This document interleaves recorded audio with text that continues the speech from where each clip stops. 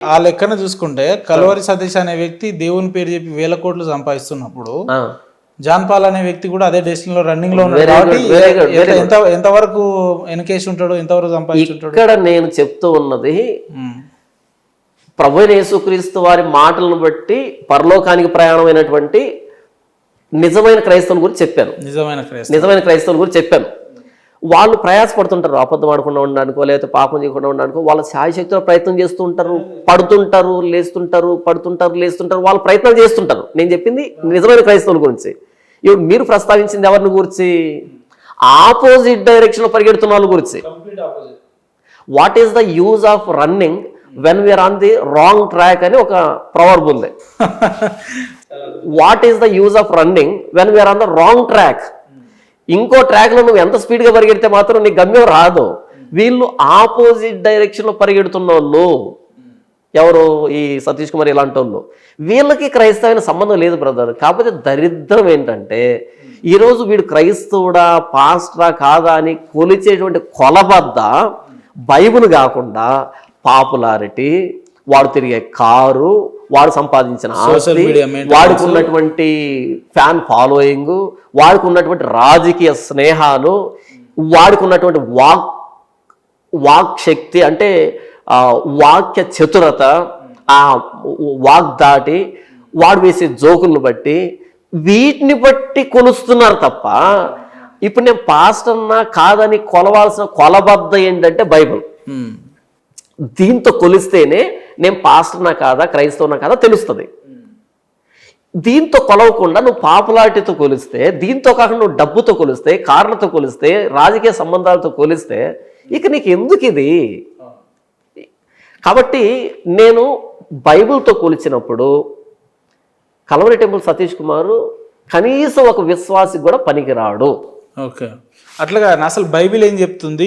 బైబిల్ని నమ్మి మేము పనిచేస్తున్నాం అనే కొంతమంది ఫేక్ పాస్టర్లు, వీళ్ళు ఏ రకంగా ఉన్నారు? దానికి దీనికి వ్యత్యాసం ఏంటి? మెయిన్ మోటో ఏంటంటే బ్రదర్, డబ్బు సంపాదన. ఈ నకిలీ పాస్టర్ల గమ్యం ఏంటంటే నకిలీ డబ్బు సంపాదన. డబ్బు సంపాదన అమాయకుల్ని ప్రలోభ పెట్టి మీ కష్టాలు పోతాయి, రోగాలు పోతాయి, సమస్యలు పోతాయి అనేటట్టుగా వాళ్ళ దగ్గర నుంచి డబ్బు సంపాదించడమే వాళ్ళు పెట్టుకున్నటువంటి అజెండా. భక్తిని బిజినెస్గా మార్చుకున్నారు. మీరేమైనా అట్లా ప్రయత్నం చేసిరా? ఎప్పుడైనా వీడియోలు చేస్తుంటే పక్కన స్కానర్ పెట్టడం, లేదంటే నెంబర్ అనౌన్స్ చేయడం అట్లా ఏమైనా చేసిరా? ఒకవేళ నా ఛానల్లో 2000 వీడియోలు ఉంటాయి. ఒక ఛానల్లో 2000 వీడియోలు ఉంటాయి, ఇంకో ఛానల్లో 600+ వీడియోలు ఉంటాయి. ఇప్పుడు కొత్తగా ఇంకో ఛానల్ వచ్చింది, దాంట్లో కూడా కొన్ని 100 వీడియోస్ ఉంటాయి. ఎక్కడ కూడా అడుక్కు తినడం నేను చేయలేదు. డైరెక్ట్ మీరు ఫోన్ చేసి అడుగుతారు మరి, అంటే స్కానర్ ఇట్లా పెట్టకుండా డైరెక్ట్ ఫోన్ చేసి అడుగుతారు ఇట్లా? మీరు జోకులు బాగా జోకులుగా అంటే అడగలేదు. వినండి, బైబిల్ ఒక మాట ఉంది, పనివాడు జీతానికి పాత్రుడు. పనివాడు జీతానికి పాత్రుడు అని యేసు ప్రభు చెప్పాడు. నేను సేవ చేయడానికి వచ్చింది, యేసు ప్రభు నన్ను పిలిస్తే వచ్చాను. యేసు పిలిస్తే అంటే ఆయన ఇలా పిలిచాడు అని. ఇప్పుడు మీరు మాట్లాడిన ఇంతసేపు కల్వరి సతీష్ ఇంత తిన్నాడు, ఆయన అంత తిన్నాడు ఇట్లనే అంటారు. అంటే మీ ధ్యాస అంతా డబ్బు మీద ఉన్నప్పుడు మీరెందుకు డబ్బులు ఏం చేసుకోవద్దు? మీరెందుకు? నా ధ్యాస డబ్బు మీద లేదు, నా ధ్యాస డబ్బు మీద లేదు. డబ్బు యావలో పడి బైబుల్ని వక్రీకరిస్తూ సమాజాన్ని పెడత్రో పట్టిస్తున్నారు కదా, అది నా అంటే నేను విమర్శించలేదు బ్రదర్, డైరెక్ట్ చెప్పాను. నేను ఇక్కడ వాస్తవం ఇది చెప్పాను, ఇందులో విమర్శ లేదు. డైరెక్ట్ చెప్పాను. ఎవరు డ్యామేజ్ చేసినా కూడా మీరు ఇట్లనే వాళ్ళ భాగవతాలన్నీ బయట పెడతారా అంటున్నా. అంతే. అదే అవతల ఎంత పెద్ద బ్రదర్, నేను సిపాయిని, నా రాజు యేసు ప్రభు. నా యేసు ప్రభు మీదికి వస్తున్నటువంటి అవతల వ్యక్తిని ఎంతటోనైనా సరే నా ప్రాణాలు వడ్డి యుద్ధం చేస్తాను. అంతే. అవతల వాళ్ళని ఎట్లా తట్టుకుంటారు? వాళ్ళు ఆర్థికంగా బలంగా ఉన్న వాళ్ళు, రాజకీయంగా అన్ని అవకాశాలు ఉన్న వాళ్ళు, వాళ్ళకంటే నా యేసు ప్రభు పెద్దోడు. వాళ్ళ దగ్గర డబ్బు ఉండొచ్చు, రాజకీయ సంబంధాలు ఉండొచ్చు. నా మీద కేసులు పడ్డాయి, కోర్టులో కేసులు ఉన్నాయి, నా మీద దాడి చేయడానికో నా మీద చాలా నిఘా ఉంటుంది బ్రదర్. నా మీద చాలా నిఘా ఉంటుంది బ్రదర్.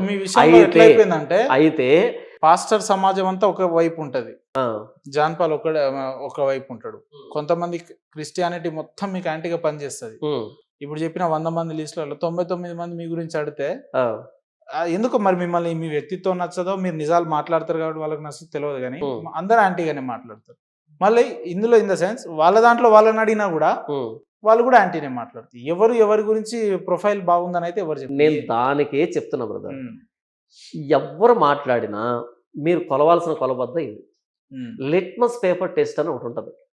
మేము చదువుకునేటప్పుడు అవునవును, ఏది తెలుసు. యాసిడ్ ఏది బేస్ అనేది కనుక్కోవడానికి. కనుక్కోవడానికి లిట్మస్ పేపర్ అని ఒకటి ఉంటుంది బ్రదర్. అవును, అన్ని రంగులు మనం ఉంటాయి. కంటితో చూసామనుకో అన్ని తెల్లగానే ఉంటాయి. అవును అవును. కంటితో చూస్తే మొత్తం అన్ని తెల్లగానే ఉంటాయి, లిక్విడ్స్ అన్ని తెల్లగానే ఉంటాయి. ఏది యాసిడ్ ఏది బేస్ చెప్పరా అంటే ఏం చెప్పలేవు. పోనీ అన్నింటిలో వేలు పెట్టి నోట్లో పెడదామంటే బర్న్ అయిపోతుంది, అది యాసిడ్, స్ట్రాంగ్ యాసిడ్. కాబట్టి ఏం చేద్దామంటే దానికి లిట్మస్ పేపర్ అని ఒకటి ఉంటుంది అవును, డిప్ చేయాలి మనం. కదా.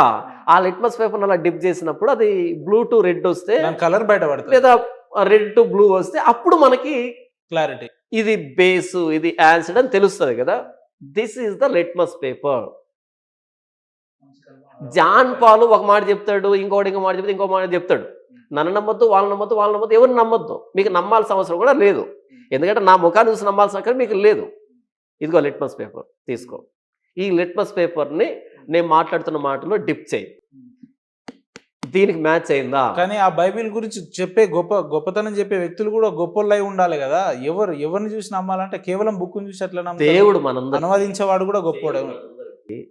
మనల్ని దేవుడు తన పోలికలో తన స్వరూపంలో చేశాడు. మనందరికీ మనస్సాక్షినిచ్చాడు, ఇంకితం, వివేచన శక్తినిచ్చాడు. నేను దీన్ని తెరిచి బోధిస్తున్నప్పుడు ఇంకొక వ్యక్తి అదే తెరిచి బోధిస్తున్నప్పుడు ఈ వ్యక్తి కాంటెక్స్ట్. పరిశుద్ధ గ్రంథం అని మీరు అంటున్నారు. ఏదైనా మీకు నచ్చింది ఏదైనా ఒక పేజ్ తీసుకోండి, ఒక సెంటెన్స్, అది ఏ రకంగా గొప్పతనం వివరిస్తారో ఏమన్నా అట్లా ప్రయత్నం. ఓకే, మీరు ఒకటి తీసుకున్నారు కదా, ఈ ఆదికాండం నుంచి ప్రకటన దాకా మొత్తం అన్ని పరిశుద్ధమైనటువంటి మాటలు. నచ్చింది కాదు, నేను అదే అంటున్నాను. చెర్రీ పికింగ్ లాగా తీసుకోవడానికి మిగతావన్నీ చెడ్డవి లేవు ఇక్కడ. చెర్రీ పికింగ్ లాగా దాన్ని ఇట్లా తీసుకునేదానికి లేదు ఇక్కడ. ఆదికాండం మొదటి వచనం నుంచి ప్రకటన కదా చివరి వచనం దాకా మొత్తం అన్ని పరిశుద్ధమైనవే, అన్ని మంచి అది లేదు. అయితే నేనేమంటున్నానంటే ఇందులో ఒక్క చెడ్డదాన్ని బయటికి తీస్తే నేను చూస్తాను చెడ్డదేమైనా ఉందేమో, అది నేను అంటున్నాను. ప్రతిదీ మంచిదే, ఎందుకంటే ఇవి దైవ వాక్కులు, దేవుడు చెప్పినటువంటి మాటలు. అలా తీయడానికి ఆల్రెడీ అందులో చెడ్డ అంశాలన్నీ వ్యాఖ్యలన్నీ కూడా తీసి ఒక బుక్కే ఉందండి. మీ గుడ్ టైం ఏంటంటే నా దగ్గర ఆ బుక్. ఓకే, దానికి నేను మీకు ఇంతకుముందు పర్సనల్ కన్వర్జేషన్లో చెప్పాను. అదేంటంటే ఒక ఆభరణం ఉందనుకోండి, బంగారు ఆభరణం ఉంది. బంగారు ఆభరణంలో మధ్యలో ఒక నల్లటి రాయి ఉంది, నల్లగుంది. మీరు భూతత్వంలో ఆ నల్లదాన్ని ఇలా చూసి అరే నల్లగుంటే దాన్ని ₹1,00,00,000 పెట్టాలనా అని అంటున్నారు అనుకోండి. అప్పుడు ఏం చేయాలంటే ఆ భూతద్దాన్ని పక్కన పెట్టి ఆ ఆభరణాన్ని పూర్తిగా చూపించి ఇప్పుడు చూడరా అని చెప్పాలి. ఎందుకంటే వీడు భూతద్దం తీసుకుని పాపం ఆ నల్లదాన్ని చూస్తున్నాడు. ఈ నల్లదాన్ని ₹1,00,00,000 ఎందుకు అంటున్నాడు. ఒరే స్వామి, నీ సమస్య ఏంటంటే ఆ భూతద్దం తీసి పక్కన పెట్టి ఇప్పుడు చూడరా అంటే ఇప్పుడు ఆభరణం కనపడుతుంది. ఆ ఆభరణంలో దాని డిజైన్ కానీ దాంట్లో పొదిగించబడినటువంటి ఆ రత్నాలు ముత్యాలు ఇవన్నీ చూసి ఆ మధ్యలో బ్లాక్ చూసావా, అది మొత్తం డిజైన్ హైలైట్ చేస్తూ ఉంటుంది. ఇప్పుడు ₹1,00,00,000 పెట్టడానికి ముందుకు వస్తావు. అలా కాకుండా భూతద్దం తీసుకుని నల్లది చూసి నల్లగుంది. సారీ, ఆ నల్లది ఎక్కడ ఇమిడి ఉంది, ఏ డిజైన్లో ఇమిడి ఉంది, ఆ ఫుల్ పిక్చర్ నీకు కనబడితే దాని బ్యూటీ నీకు అర్థమవుతుంది. సో బైబుల్లో ఇక్కడ ఎలా ఉంది, అది నీకు నల్లగా కనపడింది కదా, నో ప్రాబ్లం, నా దగ్గరకు రా, నా ఎదురు కూర్చో, ఆ భూతద్దాన్ని పక్కన పెట్టి ఫుల్ పిక్చర్ చూపెడతాను, ఆ కాంటెక్స్ట్ ఏంటో చెప్తాను. ఎలా చెప్తాను? పర్సనల్గా కాదు, కెమెరా ఎదురుగా చెప్తాను. సమాజం డిసైడ్ అవుతుంది. ఎంత బ్యూటీ ఉందో అందులో సమాజం అర్థం చేసుకుంటుంది. అంతేగాని నువ్వు నల్లది చూస్తేవి, ప్రపంచానికి నల్లది చూపెడుతుంది కాదు. కాంటెక్స్ట్ ఉంటుంది ఇప్పుడు ఇందులో అలాంటి బూతులు ఉంటే దీని మీద పరిశుద్ధ గ్రంథం అనే పేరు అసలు ఎలా పెడతాను నాకు తెలియగలుగుతాను. బైబిల్లో రాయబడిన మాట ఎలా పెట్టారు అనేది రాధా మనోహర్ దాస్ గారు చెప్తాను వినండి. అదే ఆ వ్యక్తి కూర్చుంటే కదా చెప్తాను ఎలా పెట్టారన్నది. నేను పరిశుద్ధుడనై ఉన్న ప్రకారం మీరును పరిశుద్ధులై ఉండాలి అన్నది లేవీ కాండంలో చెప్పన్న మాట. దేవుడు అంటాడు నేను పరిశుద్ధులై ఉన్న ప్రకారం మీరు పరిశుద్ధులై ఉండాలి. మనల్ని పరిశుద్ధులుగా చేయడానికి ఇవ్వబడిన ఈ పుస్తకంలో అపరిశుద్ధత ఎందుకు ఉంటుంది? ఉండదు. ఉండకూడదు, ఉండనేరదు, లేదు. ఒకవేళ ఉంది అని నిరూపించే దమ్ము, సత్తా నాట్ ఓన్లీ ఈ అర్థమెదడుగా కాదు, ఎవరైనా సరే, ఎవరైనా వచ్చి నా ఎదురు కూర్చొని నిరూపించే సత్తా ఉంటే ఓపెన్ ఛాలెంజ్ ఇదే. రమ్మను. ఆ భూతద్దం తీసి బ్లాక్ ఇక్కడ ఎందుకు ఉందంటే ఇది డిజైన్ రా స్వామి, ఈ డిజైన్లో ఈ బ్లాక్ స్టోన్ ఉంది, ఇక్కడ ₹1,00,00,000 ఖరీదైన ఆభరణం ఇది చెప్తాను. ఆ కాంటెక్స్ట్ ఎక్స్ప్లెయిన్ చేస్తాను నేను. మీరు ఇన్వైట్ చేయండి, మాట్లాడానంటే మాట్లాడని అంటున్నారు. ఎట్లా మరి వాళ్ళు వచ్చేది ఎట్లా? నేను అదేంటున్నా, ఫోన్లో కాదు నాకు కావాల్సింది. ఇప్పుడు ఫోన్లో ఆ వ్యక్తి ఒక మాట అంటాడు, నేను ఒక మాట అంటాను, ఓవర్ ల్యాప్ అవుతుంది వాయిస్, గొడవ వాతావరణం అవుతుంది. అలా కాదు, అక్కడ ఆయన కూర్చోవాలి, ఇక్కడ నేను కూర్చోవాలి, అక్కడ మీరు కూర్చోవాలి. కూర్చున్న తర్వాత ఆయనకి టైం ఇవ్వాలి, నాకు టైం ఇవ్వాలి, ఒక ప్రశ్న మధ్యలో పెట్టాలి, నేను ఎక్స్ప్లెయిన్ చేస్తాను, ఆ వ్యక్తి ఎక్స్ప్లెయిన్ చేస్తాడు, ఆడియన్స్ డిసైడ్ అవుతారు. అంటే అట్లా ఎవరు మాట్లాడడానికి వచ్చినా మీరు యాక్సెప్ట్ చేస్తారా? ఓన్లీ పర్టికులర్ గా రాధా మనోహర్ దాస్ గారు వస్తేనే మాట్లాడదాం అట్లా? ఎవరు వచ్చినా నేను మాట్లాడతాను. అయితే ఆ వ్యక్తి సమాజంలో ఉండాలి, అందరు తెలిసి ఉండాలి. ఉదాహరణకు లలిత్ కుమార్ లాంటి వాళ్ళు, లలిత్ కుమార్ తో ఆల్రెడీ నేను మాట్లాడాను, కరుణాకర్ సుగుణాతో నేను మాట్లాడాను, ప్రవీణ్ తో నేను మాట్లాడాను, ధర్మార్గం భాస్కర్ రాజుతో నేను మాట్లాడాను. నేను మాట్లాడినటువంటి వ్యక్తి ఎవరు అంటే ఈ అర్థమెదడే. ఆయన పేరు రాధా మనోహర్ దాస్ గారు అండి, మీరు అర్థమెదడు అంటున్నారు. బైబుల్ని ఇష్టం వచ్చినట్టు మాట్లాడినప్పుడు అర్థమెదడే కదా. నీకు ఎంత మాత్రం బైబుల్ నాలెడ్జ్ ఉంది అది కావాలి నాకు, అంతే. నీకు బైబుల్ నాలెడ్జ్ లేకుండా ఎవరో పుస్తకాలు రాస్తే వాటిని నువ్వు ఇంత బహిరంగంగా ఇంత వ్యవస్థని తిట్టడానికి నీకు సంస్కారం ఎక్కడ? సంస్కారం ఏమి నేర్చుకున్నాను అసలు? నేను ఇప్పటికీ ఆ వ్యక్తి ధర్మాన్ని అనను కూడా. ఎందుకంటే ఈ చీడపురుగును బట్టి అవతల వ్యవస్థని నేను అన్నాను. వీడు చీడపురుగు, వీడు హైందవ సమాజానికి చీడపురుగు. వీడేం చేస్తున్నాడంటే వీడు రాయి విసురుతున్నాడు క్రైస్తవం మీద, తిరిగి వాళ్ళు రాళ్ళు విసిరితే వీడి మీద కాదు, వీడు తప్పించుకుంటున్నాడు, హైందవం మీద పడుతున్నాయి, రెచ్చగొడుతున్నాడు. వీడు హైందవ్యానికి ప్రమాదం, మీకు అర్థం కావట్లేదు. క్రైస్తవ్యానికి కాదు వీడు ప్రమాదం, వీడు హైందవ్యానికి ప్రమాదం.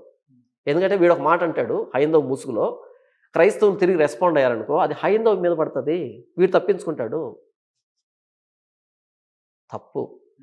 మత కల్లోలాలు ఎలా జరుగుతాయంటే సినిమాల్లో చూసి చెప్తున్నాను, ఇప్పుడు కాదు, ఒకప్పుడు సినిమాల్లో నేను ఎలా చూశానంటే, ఒక నమాజ్లో ఒక 100 మంది నమాజ్ చేసుకుంటూ ఉంటారు, మసీదులో 100 మంది నమాజ్ చేసుకుంటూ ఉంటారు మసీదులో.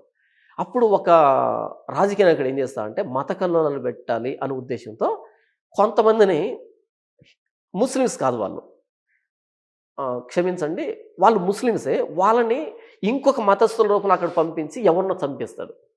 వాళ్ళు ఏం చేస్తారు, ఒరే వేరే మతస్థులు వచ్చి మేము నమాజ్ చేస్తుంటే మా మీద అటాక్ చేశాడని వాళ్ళు వచ్చి ఈ వ్యవస్థ మీద పడతారు, వీళ్ళు వచ్చి వాళ్ళ మీద పడతారు. అలా మత కల్లోలాలు చెలరేగుతాయి సమాజంలో. అది ఈ రాజకీయ నాయకుడు తన లబ్ధి కోసం వాడుకుంటాడు. ఇది సినిమాల్లో చూపించినటువంటి స్టోరీ, అది నిజమో కాదో నాకు తెలియదు. మీరు మీ ధర్మాన్ని ఆచరిస్తున్నప్పుడు నేను వచ్చి మీ మీద దాడి చేశాను అనుకో, వేరే వాడు వచ్చి మనం దాడి చేశాడు, సో మీరు వచ్చి ఇక్కడ దాడి చేస్తారు. ఇది వాళ్ళు వాడేటువంటి ఫార్ములా, ఎవరు మత కల్లోలాలు రెచ్చగొట్టేవాళ్ళు. ఈ రాధా మనోహర్ దాస్ కూడా అలాగే పనిచేస్తున్నాడు, హైందవ ముసుగులో ఉండి క్రైస్తవుల మీద రాళ్ళు వేస్తున్నాడు. ఇప్పుడు వాళ్ళు తిరిగి రాళ్ళు వేస్తే ఈ వ్యక్తి ఎస్కేప్ అవుతున్నాడు, పడుతున్నది ఎవరి మీద? వీళ్ళ మీద పడుతున్నాయి. ఆయన ఏమంటాడంటే నేను నిజాలు మాట్లాడుతున్నా కాబట్టి క్రైస్తవులు నన్ను చంపేస్తాం. నిజాలు మాట్లాడే సామర్థ్యం ఉంటే అర్హతలు అని తప్పించుకోవద్దు. నీకు మించిన అర్హతలు ఉన్నాయి నా దగ్గర, రా మాట్లాడుకుందాం. లేదా నేను నీకు సరిపోనా, ఇంకొక వ్యక్తి రెడీగా ఉన్నాడు, ఇంకో వ్యక్తి రెడీగా ఉన్నాడు. బైబిల్ మీద డిబేట్లు చేసే వాళ్ళు చాలా మంది ఉన్నారు, రా. ఏ క్రైస్తవుడితో ఎదురు కూర్చున్నాడు ఈ వ్యక్తి చెప్పు? కానీ ఫోన్ చేసి ఫోన్ కాల్లో గబగబ మాట్లాడేసి లోడ వాగే అదిట్ట అంటే ఆ వ్యక్తి మాట వినపడకుండా టపి మాట్లాడేసి దాని రికార్డింగ్ ఎందుకు పెట్టుకుంటున్నావు అంటే అర్హత ఉంది ఆ వ్యక్తికి? అంటే నీతో ఫోన్లో మాట్లాడే అర్హత ఉంది ఆ వ్యక్తికి? ఊరు తెలియదు, పేరు తెలియదు, ఆ వ్యక్తి ఫోన్ చేయగానే ఆ వ్యక్తితో గబగబా మాట్లాడేసి నీ పేరేంటి, మీ నాన్న పేరేంటి, అదేంటి ఇదేంటి అవతల వ్యక్తి మాట్లాడించకుండా ఓవర్ ల్యాప్ చేసేసి ఆ వ్యక్తి తెలియదు రికార్డింగ్ అవుతుందని నువ్వు రికార్డింగ్ పెట్టుకొని కుసంస్కారిగా ప్రవర్తిస్తూ గబగబా మాట్లాడి ప్రతిదీ రికార్డింగ్ పెట్టుకుంటున్నావు కదా, దీనికి అర్హత ఉందా?